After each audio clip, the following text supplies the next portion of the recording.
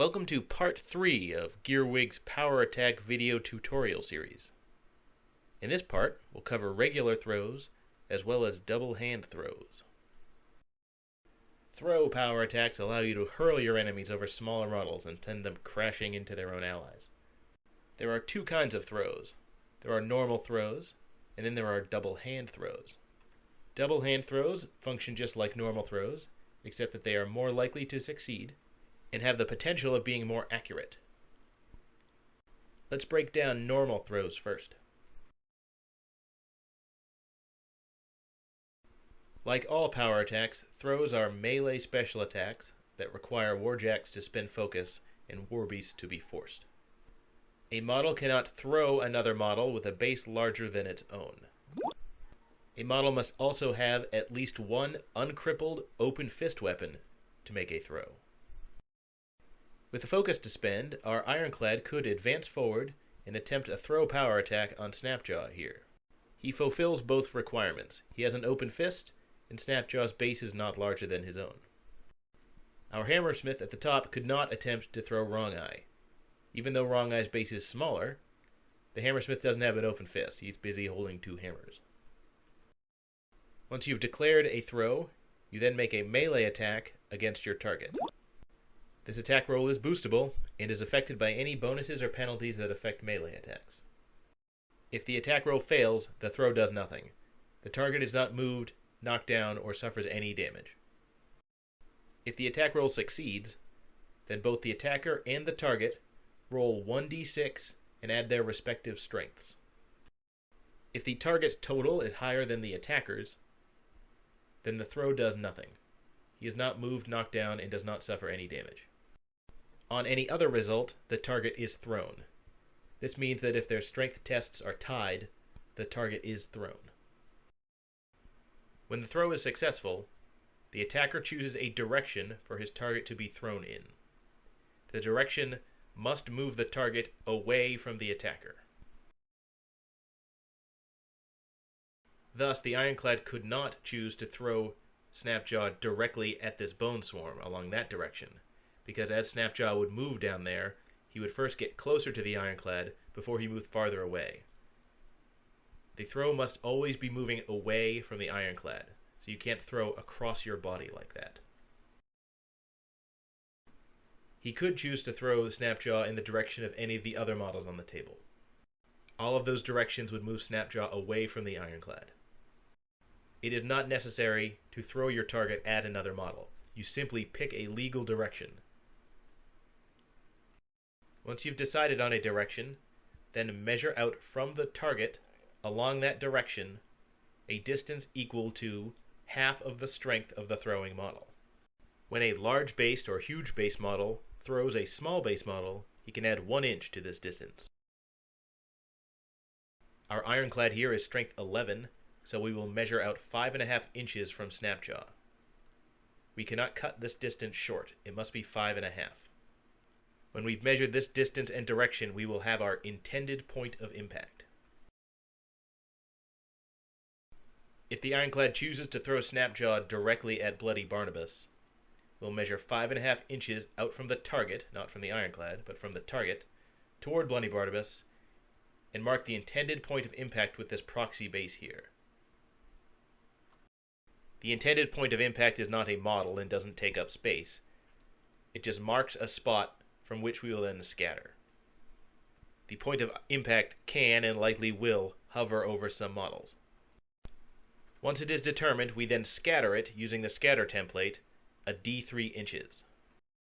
Although the maximum amount of distance it can scatter is half of the total throw distance, which in this case was 5.5 inches. So half of that, 2 3/4 inches, is the maximum amount that it can scatter, even if we roll a 3 on the d3. After we have resolved this scatter, we will then end up with the actual point of impact. With this result, the actual point of impact would be about a half inch right in front of Bloody Barnabas, and this is where the throw would end. Once you have an actual point of impact, then you move the model thrown directly toward that point of impact until it reaches it, or it comes into contact with an obstruction like a building or a model with an equal or larger base. During this movement, a model moves through smaller based models and through obstacles like walls. If a thrown model comes to a stop with other models under its base, those models must be moved by the rule of least disturbance, the smallest amount of distance, to have a legal position. Those models are considered to be contacted by the throw. When a thrown target's throw movement is cut short because it contacts a model with an equal or larger base, that model with the equal or larger base is considered to have been contacted by the throw. As an example, if our original throw in the direction of Bloody Barnabas had scattered over to Wrong Eye and his Bone Swarm, we would then move Snapjaw over the wall, ignoring it, and through the two smaller bases to his actual point of impact. His point of impact would be over two models, and those two models would have to be moved the least amount of distance to provide a legal positioning for Snapjaw. Both Wrong Eye and the Bone Swarm would be considered contacted by this throw. If the throw had instead scattered down by the spitter, we would then move Snapjaw directly toward that new actual point of impact until he contacted an equal or larger base, and then the throw would immediately stop. He would not be thrown over the spitter and then move the spitter by least resistance. That doesn't happen when you contact an equal or larger base. The throw just immediately stops. The spitter is still considered to have been contacted by the throw. As well as moving over linear obstacles like walls, throw movement ignores rough terrain. So if this entire ordeal had occurred during a forest, we wouldn't have cut the throw distance in half.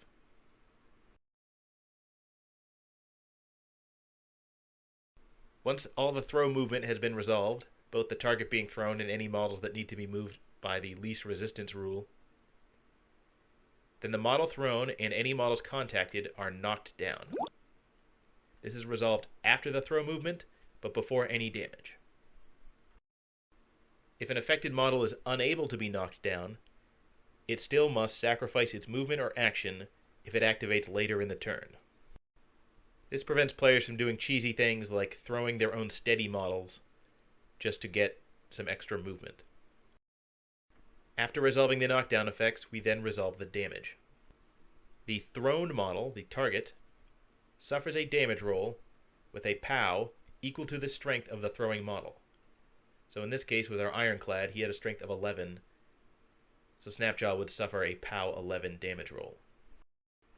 This roll can be boosted like normal. The target also suffers an additional die of damage if the target contacted an equal or larger base during the throw. He would also suffer an extra die if he contacted an obstruction like a building. In this case, Snapjaw contacted the Ironback Spitter, an equal-sized base, so Snapjaw will take an extra die of damage from this damage roll. Other models contacted by the throw may take collateral damage. Contacted models with equal or smaller bases suffer a collateral damage roll with a power equal to the strength of the throwing model. So in this case, that would also be a POW 11 roll. Collateral damage rolls are unboostable. If the contacted model's base is larger than the model that contacted it, it does not suffer any damage at all. So if Snapjaw had been thrown into, say, a Gargantuan, the Gargantuan wouldn't suffer collateral damage. He doesn't care about that. In this case, since their bases are equal, the Ironback Spitter would suffer a collateral damage roll of POW 11 that is unboostable. Looking back at our original example, when Snapjaw were thrown over the wall onto the two medium base models, the two medium bases, Wrong Eye and the Bone Swarm, would both be considered contacted. They would each take a collateral damage roll that was unboosted. Snapjaw would take throw damage like normal. He would not suffer the extra die of damage he did with the Spitter, because in this case, he did not contact a model with an equal or larger base. He'll just take normal throw damage. Both the throw damage and all the collateral damage rolls are considered to happen simultaneously.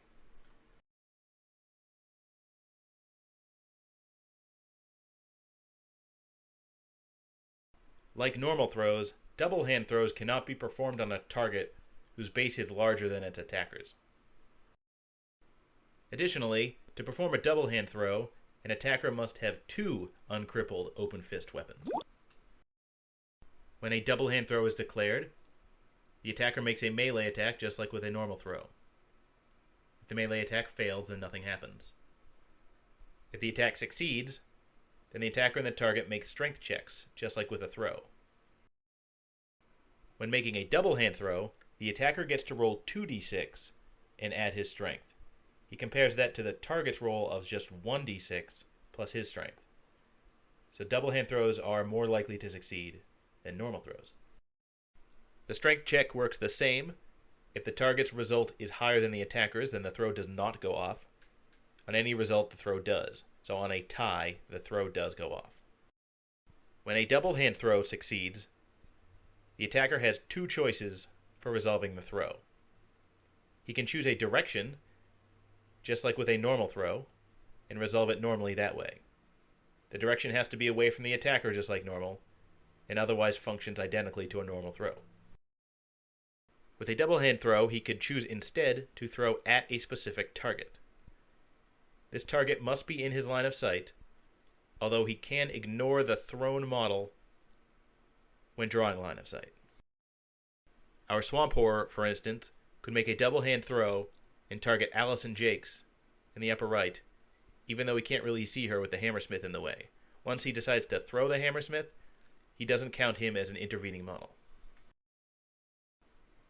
The throw distance for a double hand throw is the same as a single hand throw.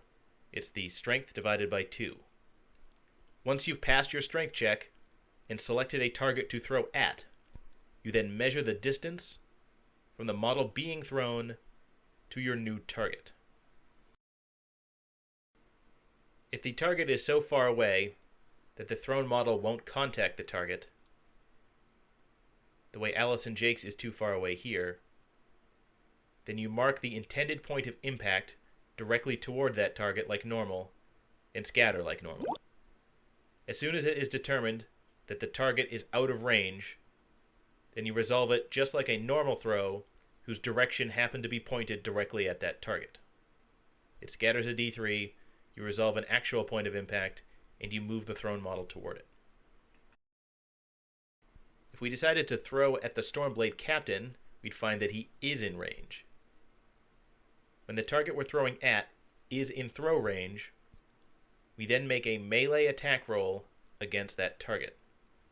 Note that this is not a ranged attack, it doesn't use rat, even though you are throwing something. It is a melee attack roll, it can be boosted like normal, and it gains all the benefits and penalties that you normally get from melee attacks. If this attack roll succeeds, then move the thrown model directly toward this new target until he contacts his base.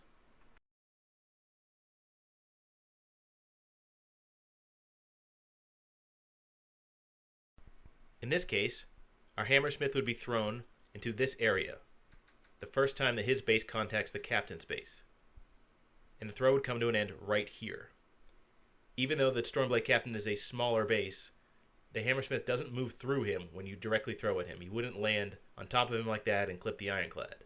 On a successful attack roll, his final positioning would look like this, and the Stormblade Captain would be considered contacted by the throw.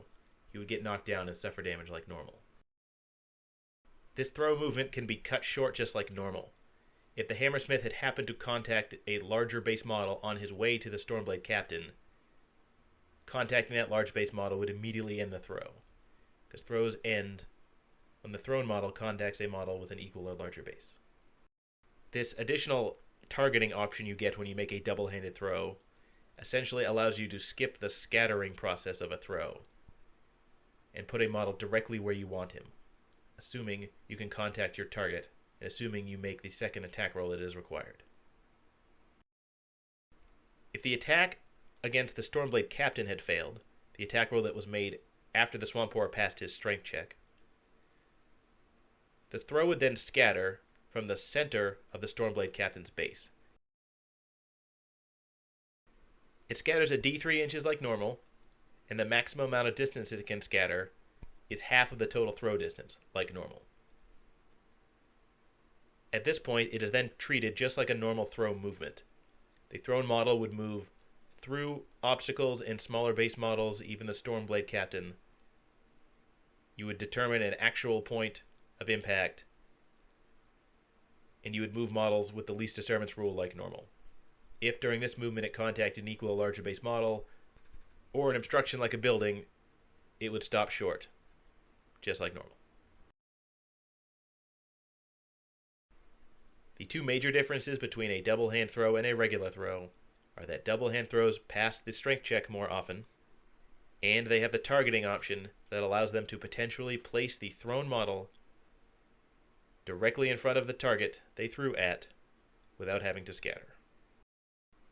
When you throw one model at another, that second model, in this case the Stormblade Captain that was thrown at, is not considered to have been hit by an attack for the purposes of various special rules. If he suffers collateral damage, that damage is not considered to have come from an enemy source.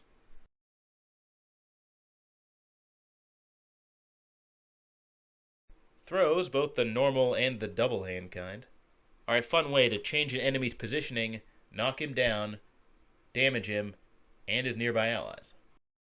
Like all power attacks, throws are situational. You'll usually just be better off attacking normally. But in the hands of a skilled player, they can be a surprising maneuver that changes the tide in the game. Thank you for watching. For more guides, battle reports, and articles, you can check out gearwig.com. You can email me at boss@gearwig.com, or check out our Facebook or Twitter pages.